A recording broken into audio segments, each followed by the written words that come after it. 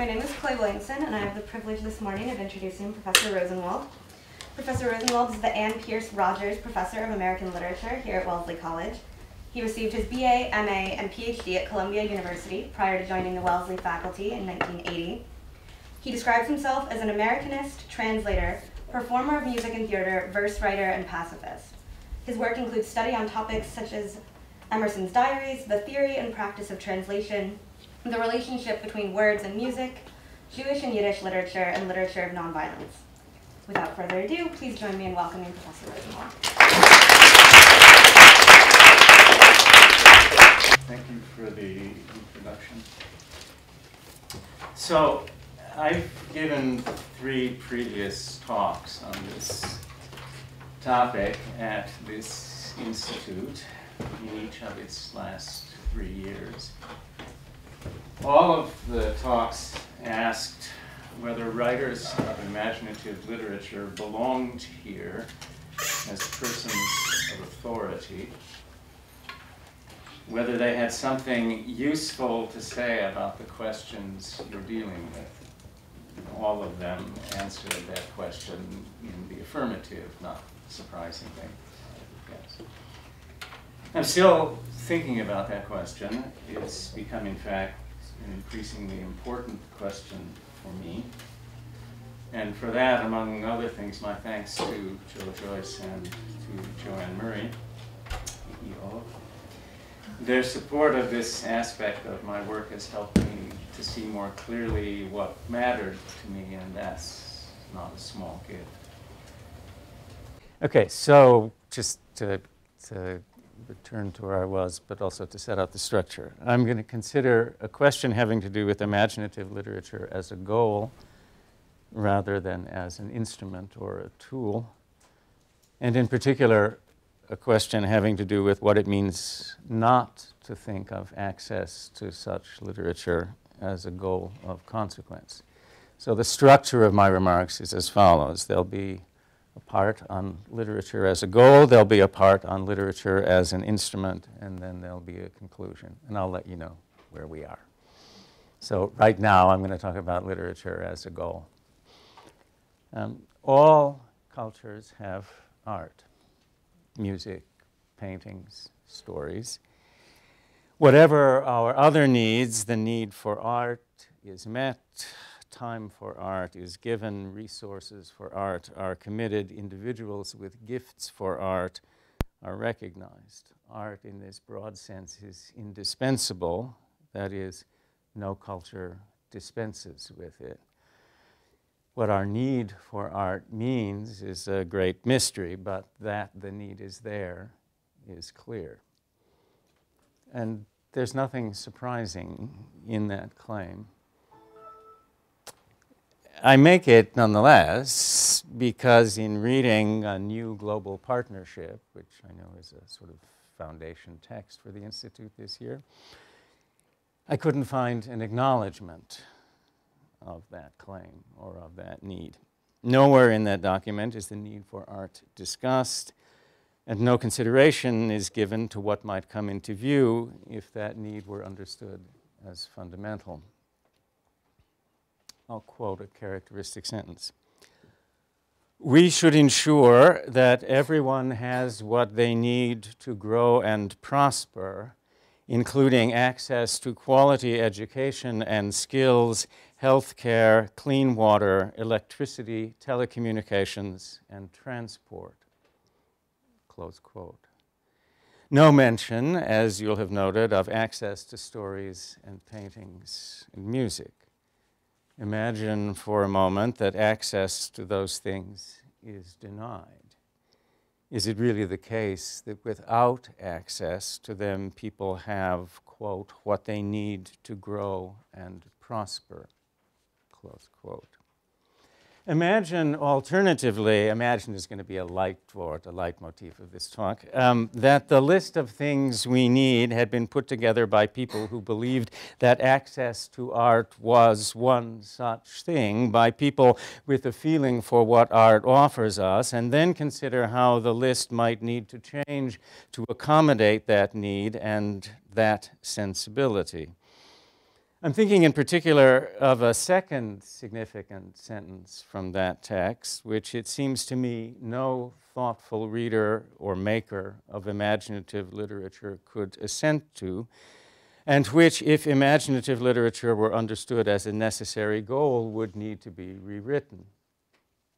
I quote, "Freedom from fear, conflict, and violence is the most fundamental human right and the essential foundation for building peaceful and prosperous societies." Now, I know what the writers mean. I don't want to pretend to be dopey. I don't want to be any dopier than I am.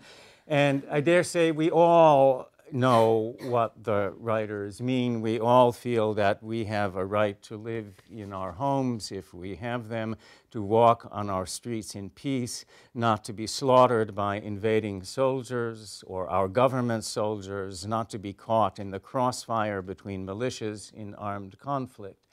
But freedom from fear, conflict, and violence is a significantly imperfect formulation of that feeling. No human life will be free of fear and conflict, nor should it be. We fear, and we should fear, our own deaths, the deaths of people we love, our solitude, our sense of leading meaningless lives, the divine if we are believers. We fear pain and error and limitation. We are in conflict with others as rivals in love and in excellence, with our parents as we free ourselves from them, and with our children as they free themselves from us, with our fellow citizens when we vote and when we speak at public assemblies or in cyberspace. Fear and conflict are not things we can free ourselves from, nor should we be seeking to. That's the point, to quote a literary text, to allude to one at any rate, of the great German fairy tale, von einem der auszog, fürchten zu lernen, of one who went out to learn how to be afraid. The hero of that story knew, though the authors of the report seem not to, that fear is an essential component of a human life. I might also cite the great Psalm verse, this is from Psalm 19, Yirat Hashem Tahara Omedet La'ad, the fear of God is pure and endures forever. And as for conflict, I don't even need to cite a particular literary work. I need only to allude to what happens when we learn to study literature, because how often when we learn to study literature, we are instructed to look for precisely the conflict at issue in the work we are considering, which we wouldn't be instructed to do if conflict were something a human life could be free of, rather than something human life is made from and nurtured by. Okay, so that's the prologue and the comment about art or imaginative literature as a goal, a thing that might be included as a goal in any significant list of goals for human flourishing. The remainder of my talk has to do with imaginative literature as an instrument, a means, a technique, an expertise that might or might not be pertinent to what you're doing. Let's presume for the moment that the goals stated in a new global partnership remain unchanged. Does imaginative literature have authority in figuring out how to accomplish them? So, a preliminary clarification of the term authority is in order. Certain literary works have clearly had great political power. Harriet Beecher Stowe's Uncle Tom's Cabin, for instance, or Upton Sinclair's The Jungle. When Abraham Lincoln met Stowe, he is reported to have said, "So this is the little lady who made the big war," meaning the Civil War. Sinclair's book helped pass the Pure Food and Drug Act in 1906. It's a horrific account of what life is like in factories, in particular of meatpacking processes. It turned the American stomach, you might say. Now, I've read and reread both books, and I admire them a lot, but they're both propaganda. Good propaganda in the service of good causes, but propaganda nonetheless. And the function of propaganda isn't to exercise authority in deliberation. It isn't to help with what you're doing here. Its function is not to help us think something through. It's to persuade its consumers of a prefabricated truth by means of a skilled appeal to the emotions. That's something else. That's something important, but it's something else. That clarification made, I'll offer my answer to my question and then work out the reasons for it. Yes, imaginative literature has authority here, and in two ways. One of them bears on the world as it is. One of them bears on the world as it might be. Both of them are collaborative rather than autonomous or coercive. I'll explain the former mode of authority, the one bearing on the world as it is, by making some comments on a common way of talking. People say things like these, or write things like these. Tolstoy teaches us what war is like. Stendhal teaches us how success is gained. Theodore Dreiser teaches us what it means to be poor. Toni Morrison teaches us what it means to be black in America, or most perplexingly, but the one I want to come back to, Vladimir Nabokov teaches us what it's like to live in theocratic Iran. It's noted, I want to come back to that last sentence, but I'll note here for the moment that it's paraphrased from the work of the Iranian memoirist and literary critic Azar Nafisi in her book called Reading Lolita in Tehran. The way those sentences, and maybe you've heard other sentences of that sort, are usually read misidentifies the source of the authority. The only persons who can credibly formulate such sentences are people who can, on the basis of their own experience, compare the fictional depiction with the real thing. Suppose it's me who says Tolstoy teaches us what war is like. Well, fine, I'm entitled to my opinion, it's a free country. But no one should pay attention to my opinion, not so much because I'm a pacifist as because I have no direct experience of war. So how on earth can I know whether Tolstoy is telling the truth about it or illuminating it? Why would you pay any attention to me making that sentence?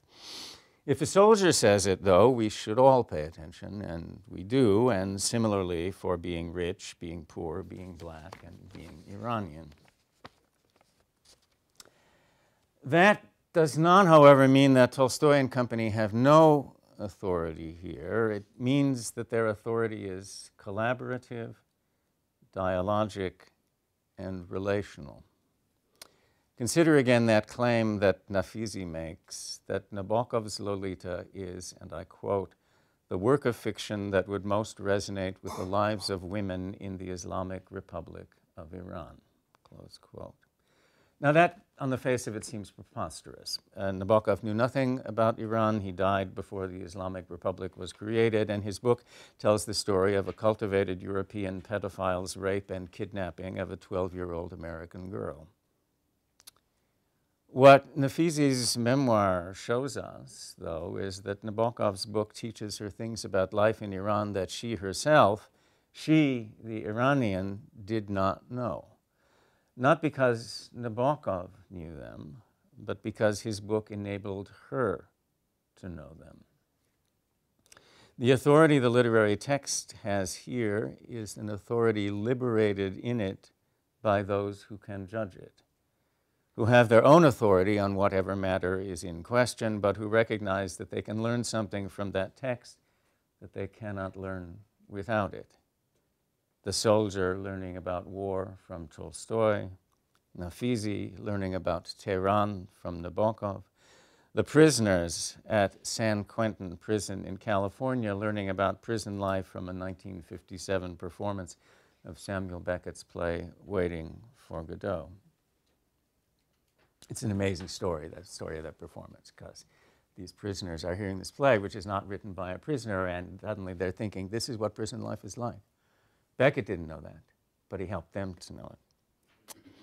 In somewhat the same way, I should note, what a therapist says to a client can enable a client to know things about his or her own life that previously he or she was unable to know, not because the therapist knows them, but because the therapist enables the client to know them.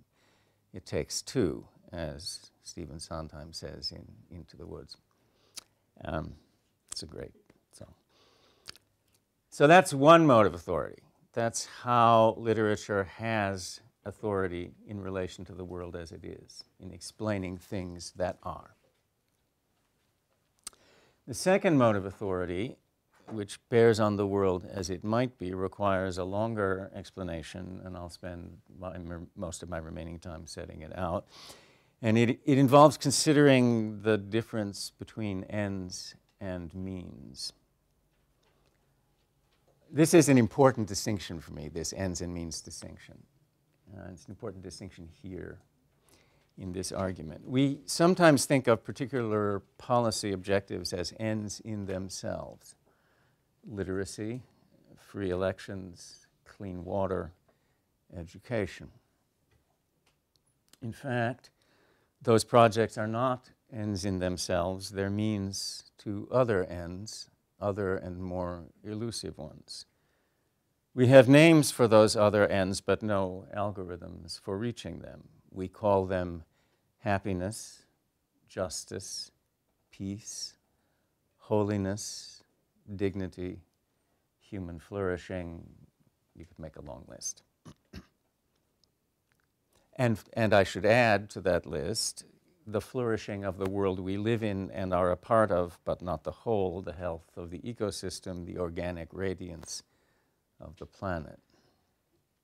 These are states we do not fully understand, cannot define, and are not in possession of. They are, in a strict and etymological sense, utopian. Utopian is a Greek word, it's sort of a fake Greek word. It means two things: utopia, no place at all, and eutopia, the good place. So these goals are utopian. They are in the good place, which is also no place at all, or at least no existing place. They are conjectural and hypothetical. To move towards them, we have to imagine them. And if we have to imagine them, then we must turn for expertise to those whose discipline is precisely a cultivation of the imagination. I've been using that term a lot, imagination, meaning what, right? Well, partly, and for me importantly, what is summed up by a remark made by the 19th century playwright Friedrich Hebel, that in a good play, everyone is right. The person who believes in increased girls' school attendance and the one who opposes it as blasphemy. The girls who attend school and the families who sometimes try to keep them from attending, and to invoke a deliberately controversial example of even-handedness, the Pakistani activist for women's education, Mala Yousafzai, the youngest person ever to win the Nobel Peace Prize, and the people who tried to kill her for seeking an education in the first place. I have no sympathy for her would-be murderers myself, but it's not clear to me that someone interested in providing, say, access to quality education, I'm quoting from the report, in Pakistan wouldn't need to try to imagine them. If the imagination is to transcend and transform experience, and here I'm quoting the late poet and activist Adrienne Rich, and I'd put the chief emphasis here on the word transform. I'm continuing to quote her. You have to be free to play around with the notion that day might be night, love might be hate. Nothing can be too sacred for the imagination to turn into its opposite or to call experimentally by another name. So that's pretty abstract. Here's a concrete example in relation to the goal of clean water. I've twice been in Varanasi, the sacred Indian city by the Ganges River. The river is filthy. I've read reports of how much untreated sewage is pumped into it, how many bacteria are found in its water, how many Indian sicknesses are caused by the waterborne infections it carries. But I've also watched people bathe and wash and shave in the river on ordinary days. I've watched throngs of people immerse themselves in it on holidays. I've watched corpses being burned at its edge and their ashes or uncremated body parts dumped into it afterwards, and I've seen dead cows floating in it. A good many of the bathers and washers and shavers impressed me as being extraordinarily happy, and what I've read and heard about the city supports that impression. That's not surprising. For many of the bathers, contact with the river is an encounter with the divine, and contact with the divine is among the elements of human happiness.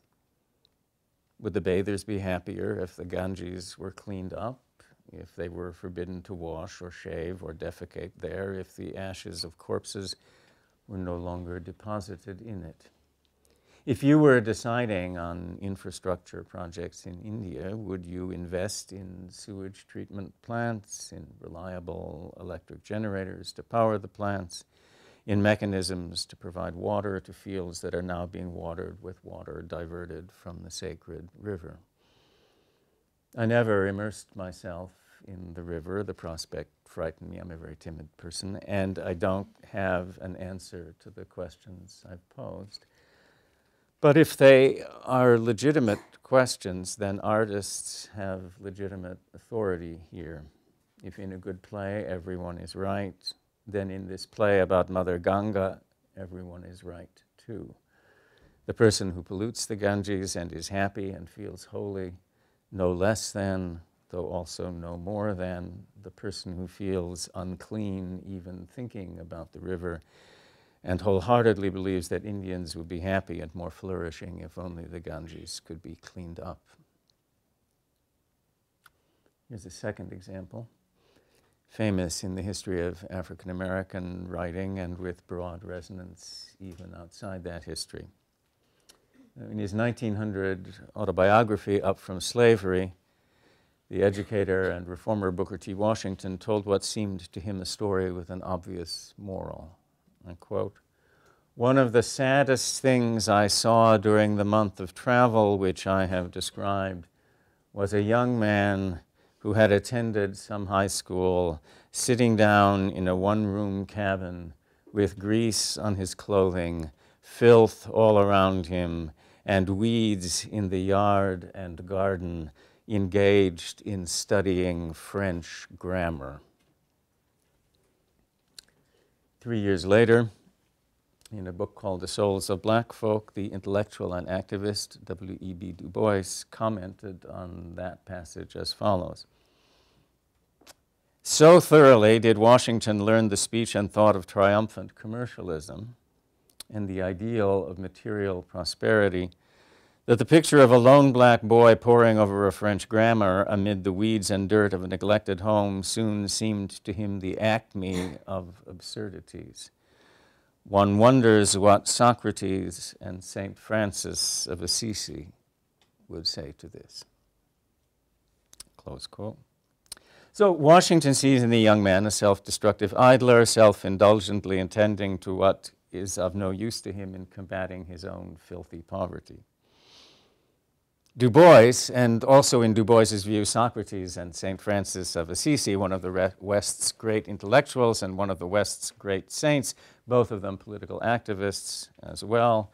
The activism of St. Francis of Assisi has been made prominent by the fact that the current Pope took a name in recognition of St. Francis's work.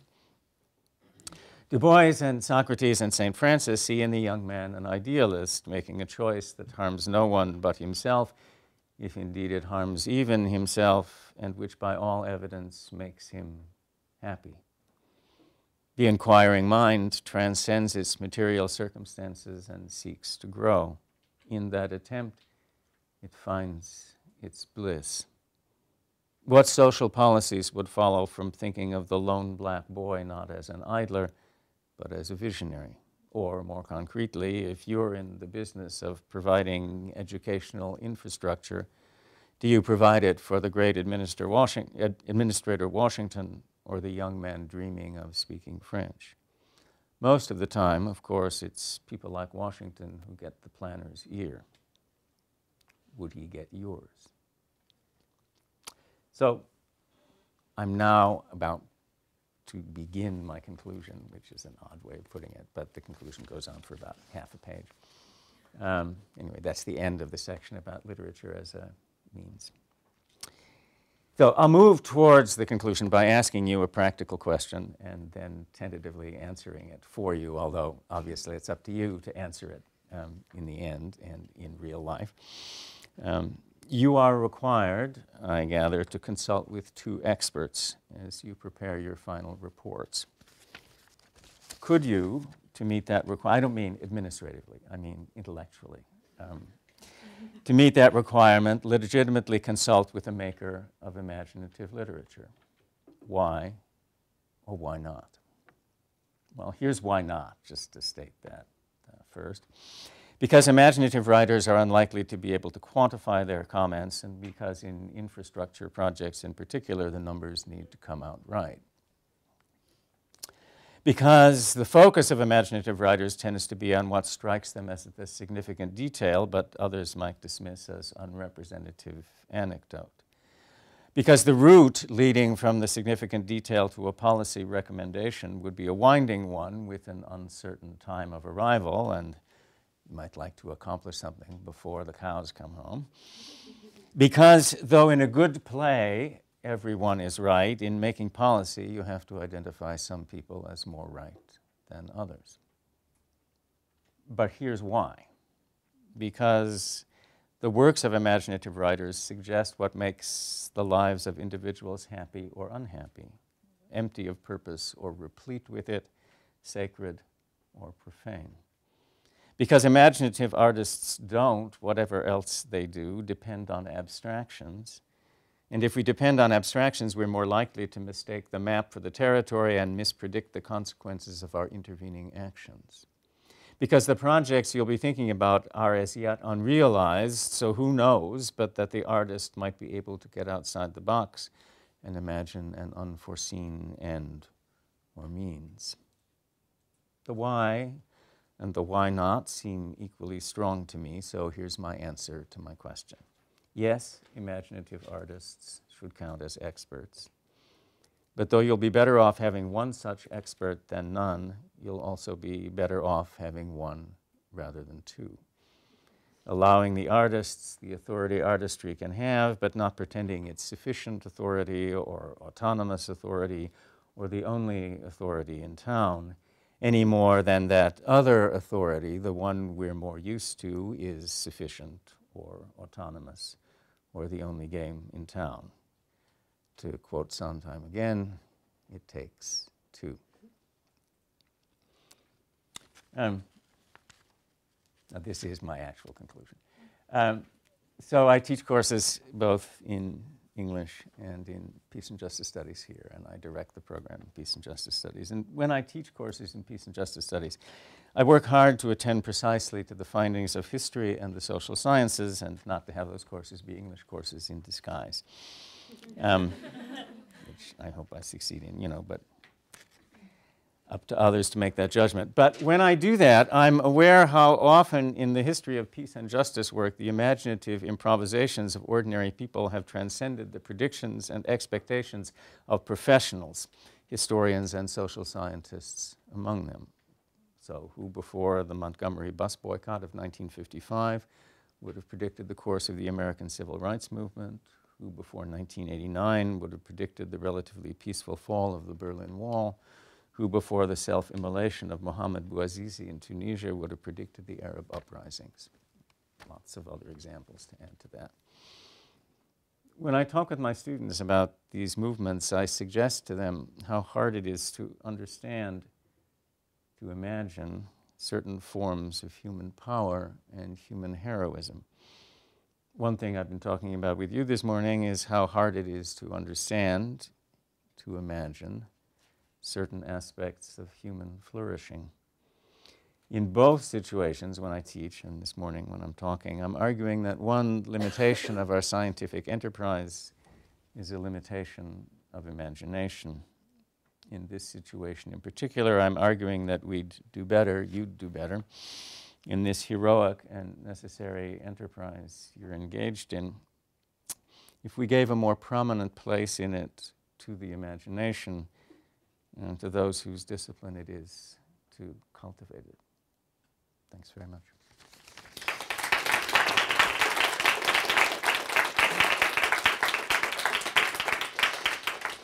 So, to use a non-pacifist metaphor, fire away. Right, I imagine you have questions, comments, about what I've said, about the issues connected with them, and I heard what Joanne was saying about the microphones, so be good about that. Yeah. I'm sorry, Moyer. Yeah. As far as imaginative literature goes, is it, or this isn't on. I'm sorry, Moyer.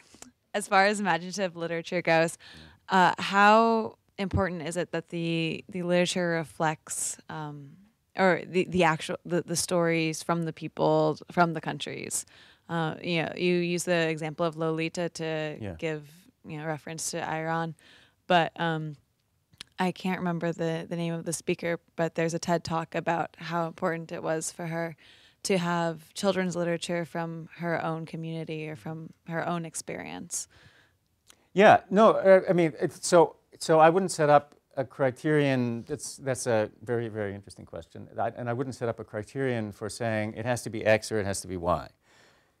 What turns out to be the case is that literature is useful to us. Lots of different kinds are useful to us in different circumstances for different reasons and through different literary powers. Right? So if what animates you or illuminates a situation for you is a piece of children's literature from within your community, right, then more power to you and use what the work can give you. If what animates or animates you or illuminates your community is a work of literature far outside that community, but that teaches you something about it, then again, good for you. I mean, I don't want to be a kind of wimpy pluralist, saying, let 1,000 flowers bloom. That's not, I'm not, I am a pluralist, but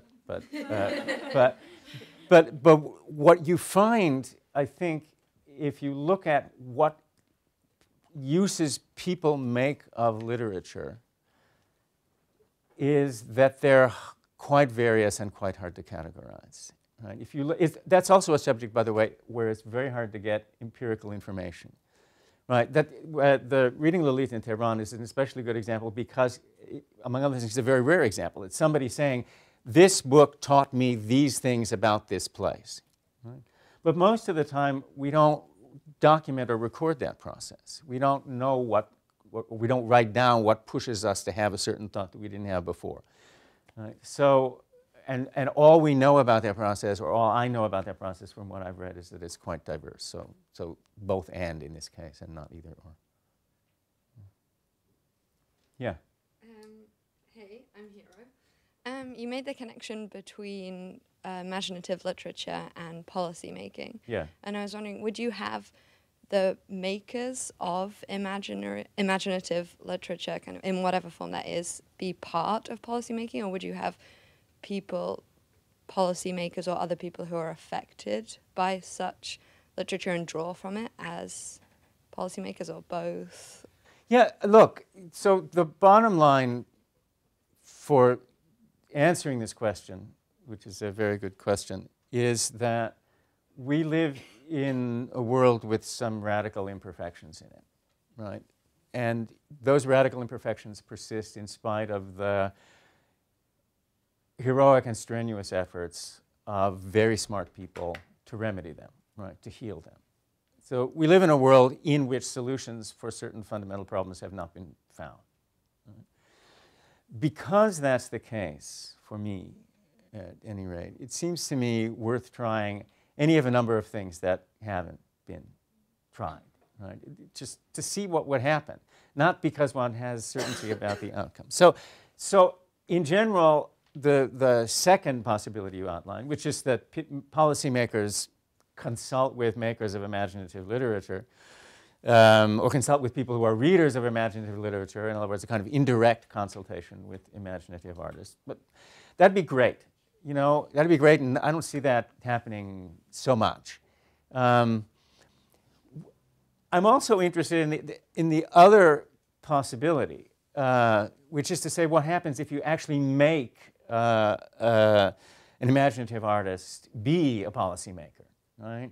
And there are some cases, you know, where this is where we can see how that works, and the answer is sometimes not so bad. I mean, Václav Havel is the sort of famous example, the poet and playwright who became the leader of Czechoslovakia back when there was a Czechoslovakia, and who presided over the demise, you know, the separation of Czechoslovakia into two republics.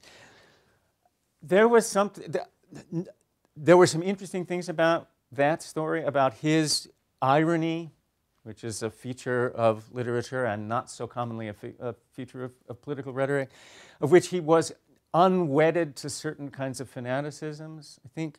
So and was ready to let certain things happen if people wanted them to happen without getting overcommitted to an abstract principle.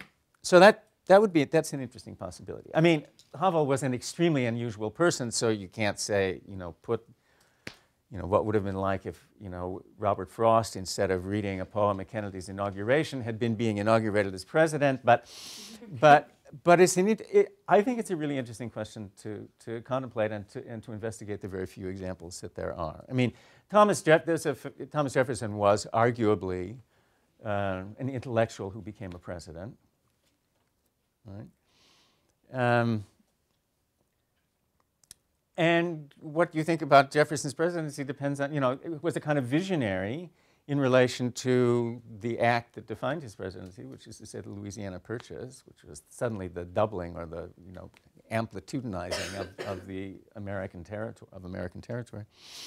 Anyway, it would be interesting to study that, and it would be interesting to see how it would play out. There would be some failures. I mean, some people would be really dopey and incompetent and over-visionary and over-obsessed with insignificant detail. But I'd like to see what would happen. Yeah.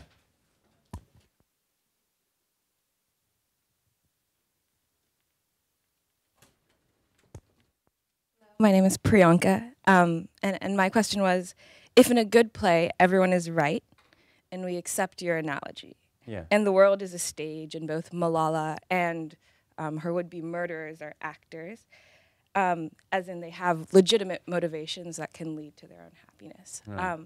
How, as observers of the play and people who at some point perhaps want to influence the action in the play itself, how can we not be paralyzed? Yeah, in other words, if you say in a good play everyone is right, then how do you ever make a decision between X and Y, right? And in the end, you do make it. One of the things that the French theorist Jacques Derrida used like to talk about was created a school of. I am getting to your question. I'm just sort of, you know, adding a few things into it. He said that he created a school of criticism called deconstruction, and the goal of deconstruction was to show in some way the artificiality of every solid truth, every apparently fundamental discourse, the way in which it was dependent on other discourses and equivocal rather than fun. And it's very powerful critical work. It's a kind of critical skepticism in a very radical way. Derrida said that the tragedy of deconstruction, the potential tragedy of deconstruction, was that you would be so filled with the contemplation of the uncertain that you would become unable to act. So I think that's a real question, right? I don't think that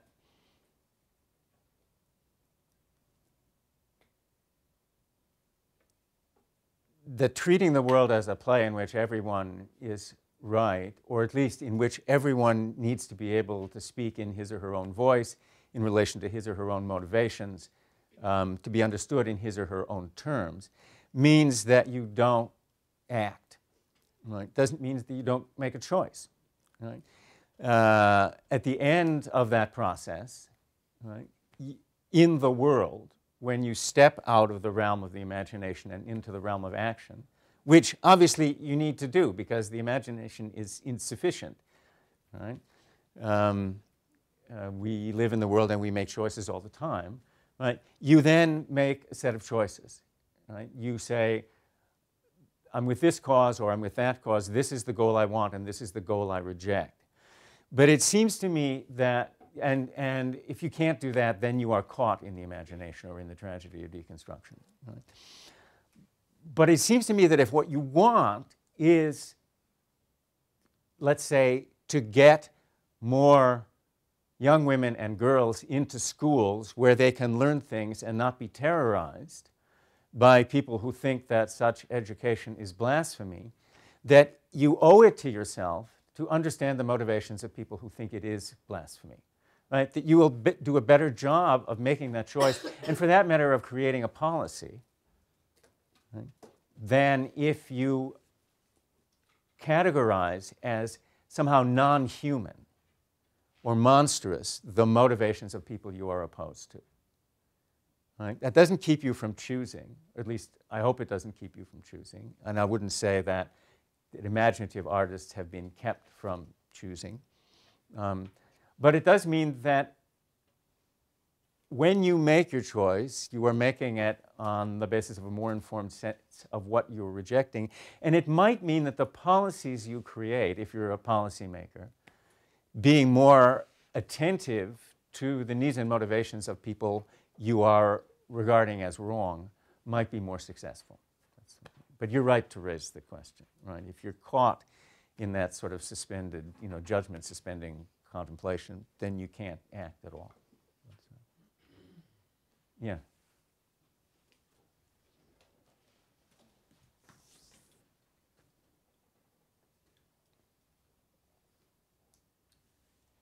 My name is Nikita. I really thought your point about there being conflict and fear in a life as important and something that definitely rings true. But in making policies, we definitely work towards alleviating certain types of conflict and certain types of fear. And I'm wondering where you see the line drawn between those two types and how you figure out what is something to work towards alleviating and what is something that people can use effectively to, create these literatures and Sure.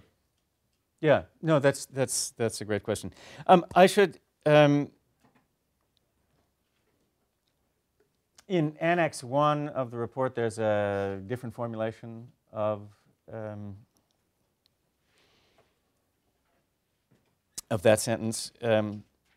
Freedom from violence, conflict, and oppression is essential to human existence. So I think I'd agree on violence and oppression, although violence also is something that's part of the texture of human life and which people sometimes identify with rather than oppose. Right? Oppression, I think, is different. Oppression is a preciser name for what it is we feel we have a right to be free from. Right? Oppression is inherently unjust. In peace and justice in peace studies work, in the discipline of peace studies, there's a growing tendency to call, well, it used to be the case that there were courses in peace and justice studies called conflict resolution. The idea was that you would study how people resolve conflicts, and resolve was a very important metaphor because it suggested that when the process was over, there wasn't any conflict. When these days, such courses tend to be called courses in conflict transformation. And transformation is a term that doesn't suggest that at the end you have no conflict at all. It suggests that you have a sort of happier and healthier conflict. Right?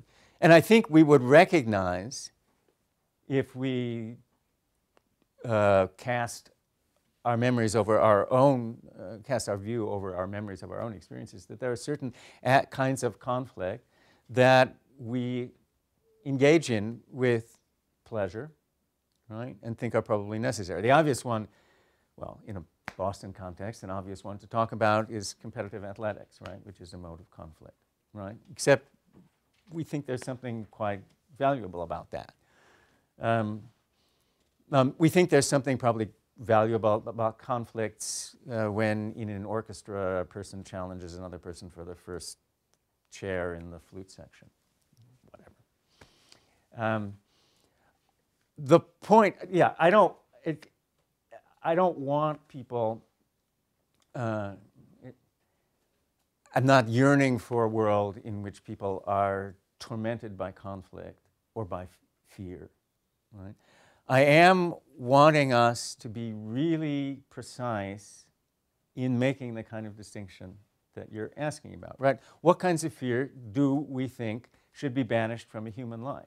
Well, I think it would be good for human lives if we could avoid being afraid that tomorrow morning, to take an example that happened to some relatives of mine, for expressing certain views about the overlong duration of the dictatorship of the proletariat in post-war Czechoslovakia, that soldiers or police officers from the Czech government would come, root them out of their apartment, and set them to street cleaning for the next 20 years of their lives.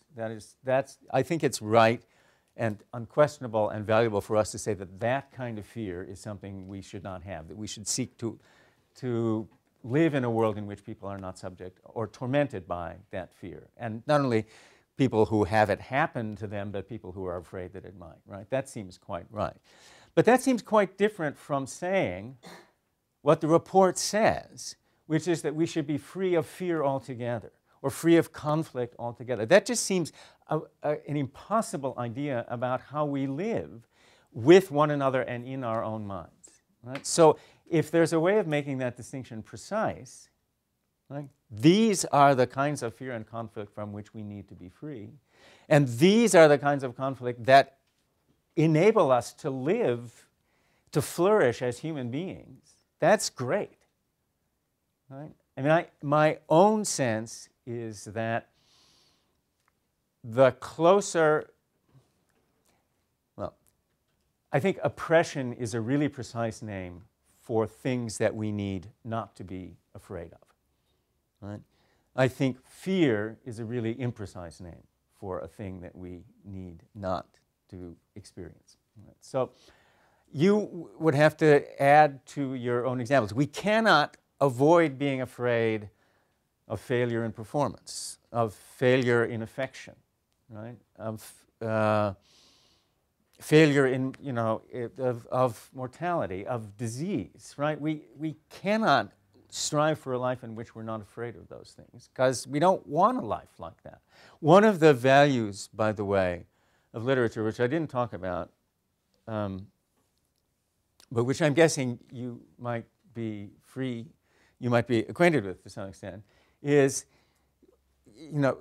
utopian/science fiction literature in which an ideal society is first depicted and then shown to be false. Right? A utopia turns into a dystopia, to its opposite. I mean, from a certain point of view, Hunger Games is like that. From a certain point of view, The Giver is like that, right? And the risk of the utopian society is always that it seeks too intense and uniform a psychological order, too intense and uniform an ordering of the human psyche. It doesn't allow for, storytelling or grief or rebellion or individuality or walks in the woods, right? That it cuts off and truncates too wide a spectrum of human experience. And that's a thing that utopian into dystopian literature can teach us. Anyway, that's a very long example, and I apologize for not having a more precise calculation, but I think that making the distinction is really important, which is a long way of saying, yes, you're right. Okay. Okay. Yeah. Hi, my name is Maria, and I think that through your talk, you were mainly focusing on imaginative literature and its connection to policymaking. Yeah. But would you mind talking about or maybe expanding on its connection to other areas like business or maybe like engineering or just like other areas where ideas that come from imaginative literature or where there's no boundaries in imaginative literature may play a role? That's really interesting. I mean, I know more about policymaking, heaven knows, than I know about business or about engineering.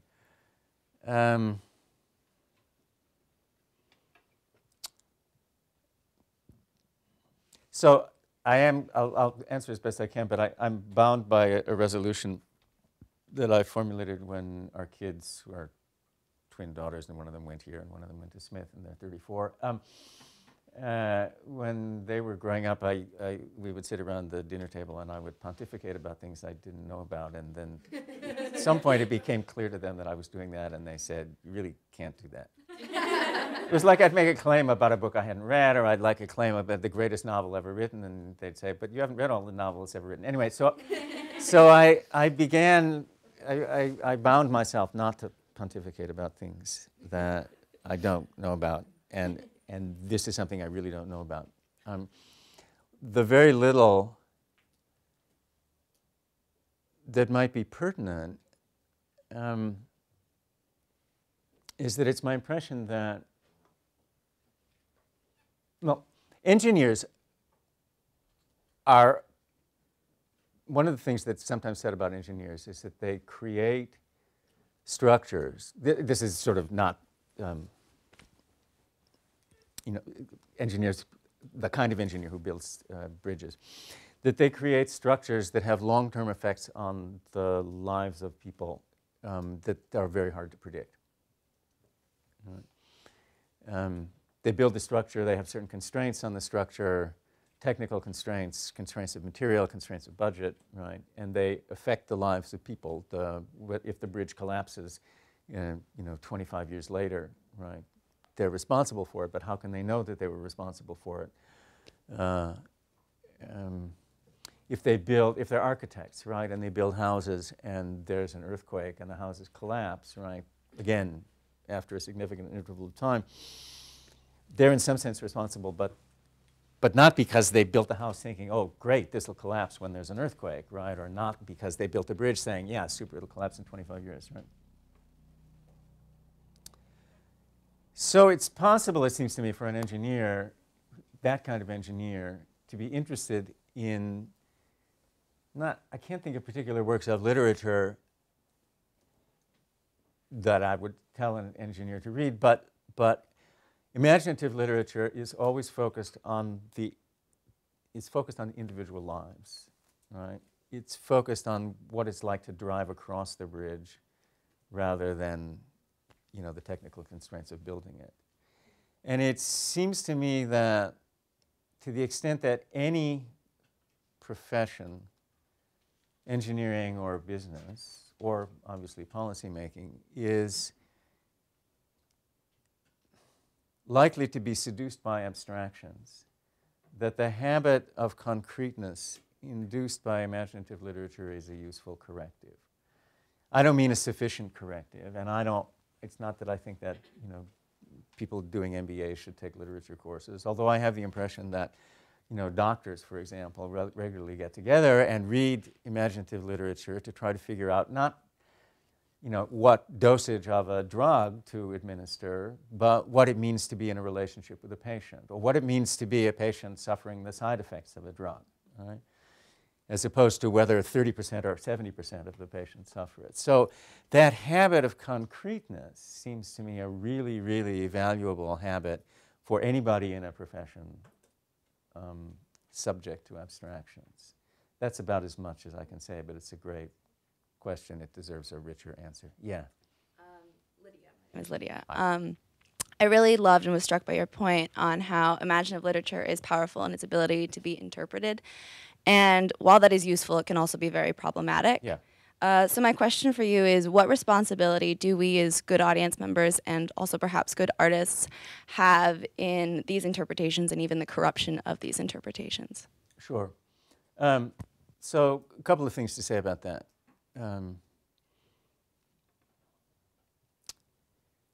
It's a notorious and common claim in literature classes. Probably made it myself, I'm certain I've made it myself, that interpretation is to some extent subjective, and that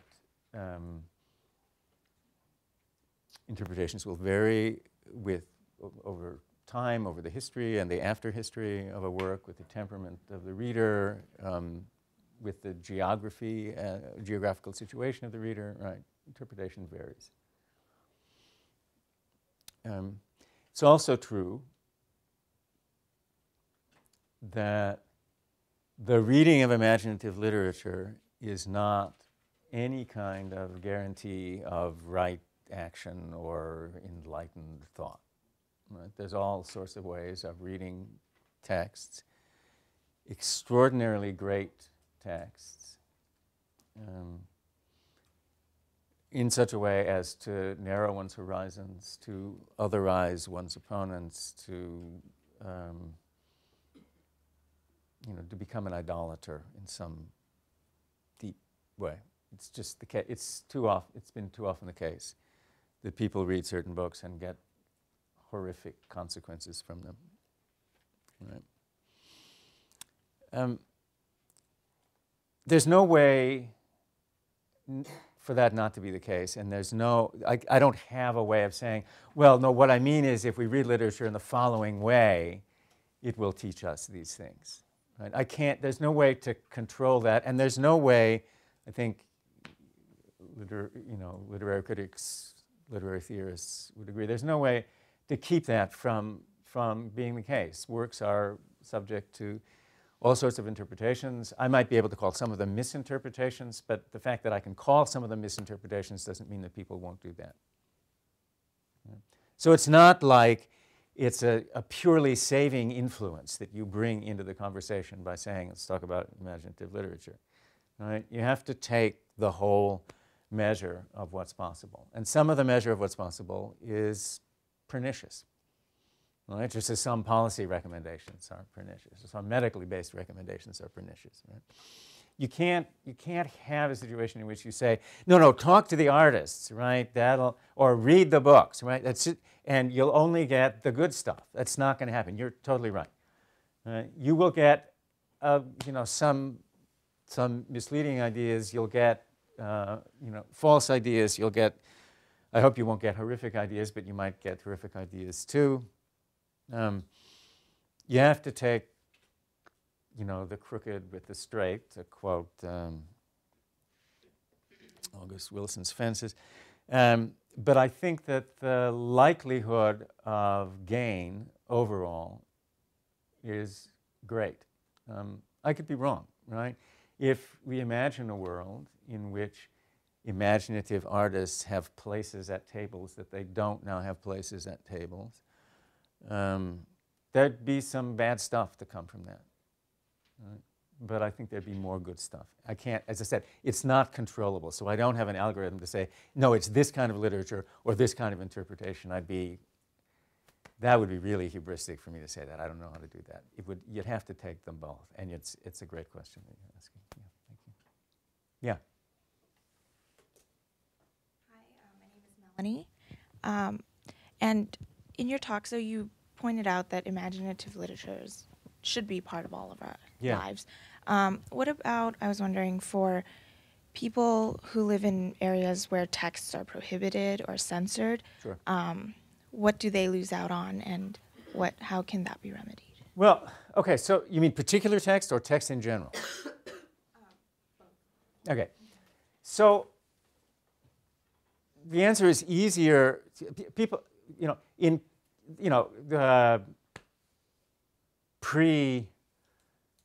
back when there was a Soviet Union or an East Germany, there were forbidden texts. I mean, there's a long history of forbidden texts, but that's a particularly interesting example because the effect of having texts prohibited, the effect of having to circulate texts in these, samizdat ways, by, secret dead of night mimeographed, hand copied, whatever it was, gave imaginative literature greater force than it had anywhere else in the world. It was kind of embarrassing. You were during that period, up until 1989, you're sitting in the United States, where you can read anything you want, right? And what you fear as a teacher of literature, as a maker of literature, is that, yeah, you can read anything you want and nobody cares, right? Big deal, right? I can read, attacks on democracy, I can read attacks on, capitalism, I can read anything I want to, and nobody, it doesn't matter, right? Whereas in the Soviet Union, if you wanted to write an account of, what was actually happening in Siberia or corruption among party officials, that had tremendous energy. It's not, I don't wish for that back, right? I don't wish, that's a total, that's a dopey idea, to wish for persecution. But it's undeniable that literature, imaginative literature in those circumstances had tremendous power, and that it got more power because it was forbidden. Right? Forbidden works get tremendous energy from being forbidden.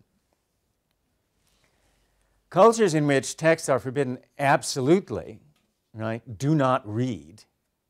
Right?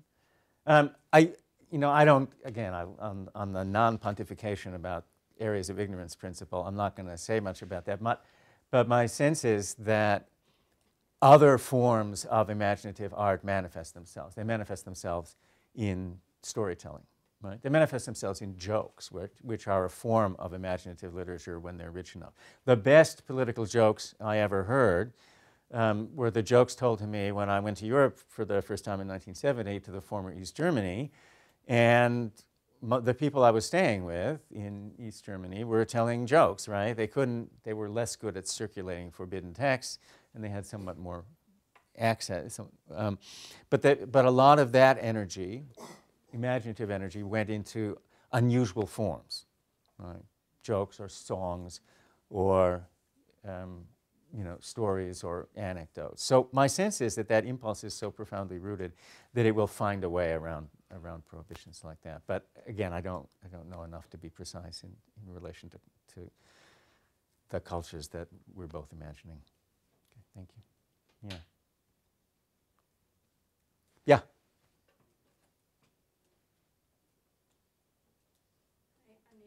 Hi. I think we thought it was a little funny you didn't assign any readings to us. Yes, but do you have any books or authors that you would say are must-reads? Well, to begin with, I didn't. It's an interesting question. No, I didn't assign any reading.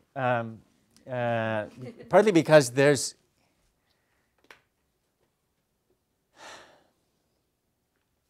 There are critics who talk about this. Talk about the way in which the reading of imaginative literature can change the way in which policy makers make policies. Martha Nussbaum is the writer of this. I haven't found. There are two things that I haven't found such. I'm going to get to your question.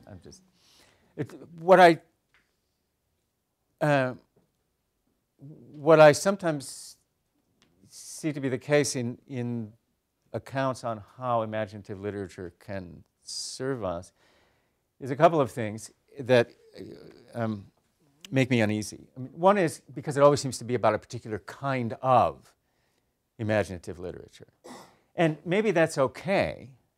Right? Maybe it's okay to say that what we learn from, this is the Martha Nussbaum case, is 19th century novels. Right? That particular form of imaginative literature is an especially good pedagogic form for thinking about policy. Maybe it is.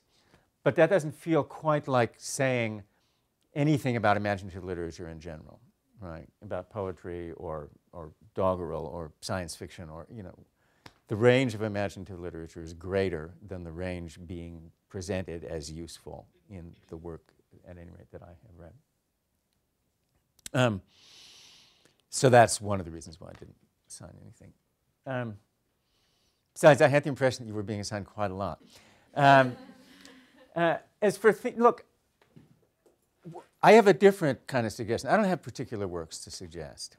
I do have a suggestion that whatever work of imaginative literature you are reading right now, or might be reading tomorrow, or read last week, and by imaginative literature I also mean film. I'm not so much interested in restricting genre, or any piece of music that you're motivated by or animated by or moved by, or any piece of art, that you ask yourself whether there is something to learn about policy or government or human happiness from that work. Right? Imagine for a moment that that you are accepting that person as your teacher, which by the way, means, it goes back to your question, holding that work up to a fairly high standard. Right? Once we start admitting imaginative artists to the table or to our philosophical or political considerations, we have to recognize that sometimes they're teaching us things that we don't think are true, which is useful, but it doesn't mean that they get an automatic pass or they get an automatic approval. But that would be the thought exercise I would ask you to do or invite you to do. And I really don't care what kind of work it is. I don't care whether it's high literature or low, right? I don't think those terms are all that useful anyway. I don't care, if I were doing this thought experiment, I'd have one exemplary novel to talk about. It's a French novel called Summer in 1914. It's got all sorts of wonderful and interesting lessons about war and peace, right? And then the other thing that I have to acknowledge, that the two movies that I've seen most recently are Into the Woods and The Hobbit, right? So do I think that there are lessons about that? Well, I think yeah, I do. And when I get around to seeing, the last installment of The Hunger Games, I'll think that will have, but it would be, the thought experiment would be to say, if you took this seriously, if you invited, Suzanne Collins or Stephen Sondheim or Rob Marshall, or you can't invite Tolkien, Peter Jackson, to your table and said, what we need to talk about is providing clean water, see what they might have to say, right? See what they think about what makes people happy or unhappy. See what people need in addition to clean water. See what kinds of obsessions we're motivated by that might lead us to seek something other than our own happiness, and how we might deal with those obsessions. Right? Just make them your teacher for half an hour and see whether you find the lesson at all useful. That would be my invitation. And if I ever give this talk again, maybe I'll make that the assignment.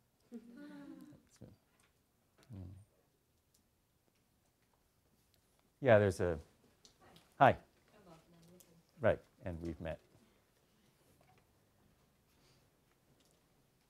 So I was really struck by your idea of freedom from fear and the imprecision of that word. Yeah. And I was thinking, do you think that imaginative literature gives us a sense of either rights or responsibility to, I like to couple the two of rights and responsibility because I think they go together, but a responsibility for this type of precision, because my example, I was thinking of the war on terror, and such a large term, an abstraction can be so hard to combat or, either get out of if you don't have kind of a defined answer to it. So I do think that writers of literature, that the reading of imaginative literature can, although it may not, it will not inevitably, make us preciser in our use of language. There are a couple of things to say about that, though. One is, although I think you can get that from imaginative literature, I certainly don't think that's the only place you can get it from. The other thing, I think, is that where a commitment to precision of language might take you is very far, right? If you start asking questions, this is partly the risk you talked about. If you start asking questions about abstractions, and usually precision, the precision that imaginative literature can offer us is a precision that goes against certain abstractions, big terms, big words, words with large ranges, right? Then you can find yourself at odds with a fair number of ways of talking. And the war on terror is a very good example. The war on terror, if you take it literally, is a war on emotion. Right? It's what we feel. right? Or on the capacity of other people to make us feel something.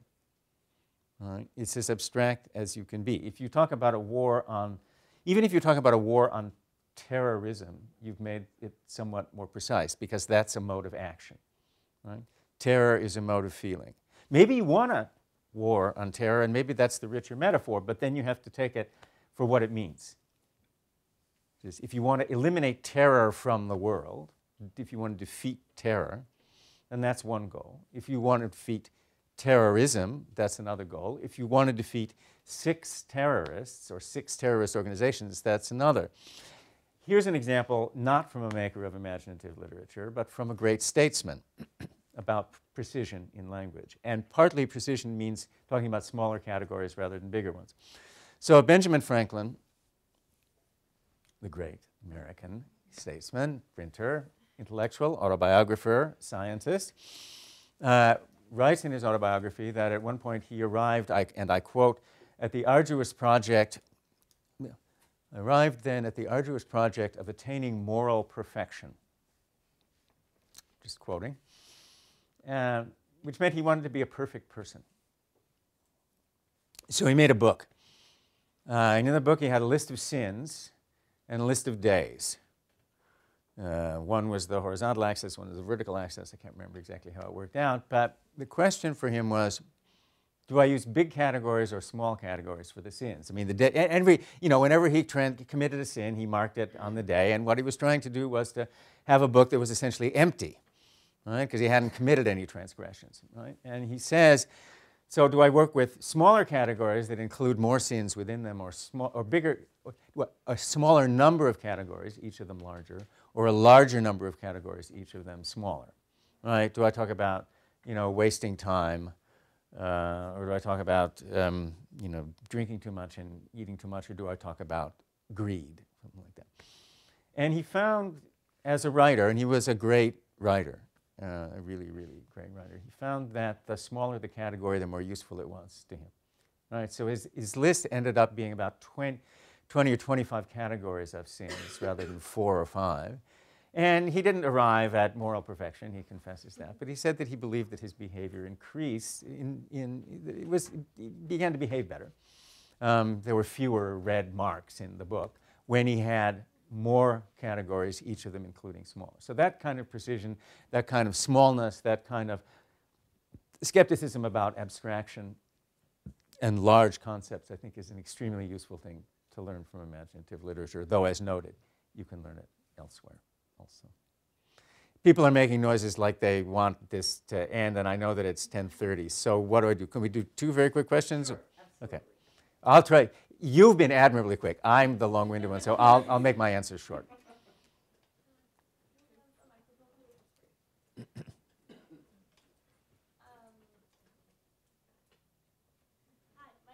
Maria Jose, and I was thinking about what you answered to a question about finding a way around prohibition with jokes. Mm-hmm. I've always been interested in the way different cultures react to conflict and how some cultures react with a lot of humor to conflict, and they as soon as their conflict arises, there's a lot of jokes and a lot of humor about it, whereas that in other cultures would be considered politically incorrect. Yeah. So I was thinking if you could quickly talk about imaginative literature and culture and how imaginative literature can affect culture. Yeah, I think that's great. I mean, I think you've answered your question or suggested the answer to it, which is that's one of the ways in which the Imagine works. It works irreverently, incorrectly. It makes jokes out of things that you might not think can be made the subject of jokes, and it releases energy, releases resources. It enables us to go to sleep at night. That's not a small goal, small accomplishment. So that kind of irreverent, politically incorrect, satiric, tasteless humor, there's a lot of energy in that. Yeah, and that's why, it goes back to your question, that's why I don't like the mode of thinking about imaginative literature that said it's always about George Eliot or Tolstoy, because those are earnest works, whatever else they are. And one of the powers of imaginative literature is to be irreverent and comic and satiric and obscene. right? And we get a lot of energy out of that as well. Yeah, I think you have the last question. Charlotte Weiss. I was really interested when you were speaking about propaganda and its Yeah. function to persuade someone of a preconceived notion through utilizing emotion. And Yeah. I was wondering if you can utilize emotion as a source of urgency and of doing good, and kind of where imaginative literature kind of plays in that role. Well, imaginative literature is, the resources of the imagination are available to anybody who wants to make a case for or against something, right? Uncle Tom's Cabin isn't just an anti-slavery novel. It's an anti-slavery novel that makes use of cores of sympathy, right? So Stowe is a genius at devising situations in which you, to the extent that you enter into them, and it's hard not to enter into them, you think, I could not possibly, send this slave back to his or her slaveholder, right? Because I couldn't behave like that bad person over there, or I want to be like that good person over there. So all the resources that we find in writers of non-propaganda literature, from Shakespeare, from Homer by way of Dante to Shakespeare and Tolstoy, are available for writers like Harriet Beecher Stowe. And Tolstoy knew that. He was a great admirer of Uncle Tom's Cabin. So everything that imaginative literature can do, or a lot of the resources, are available for that mode of propaganda. If writers of propaganda aren't making use of those resources, then they're not writing propaganda that actually has its effect. They have to make use of them in order to do that. Anyway, great question. Please join me in thanking Professor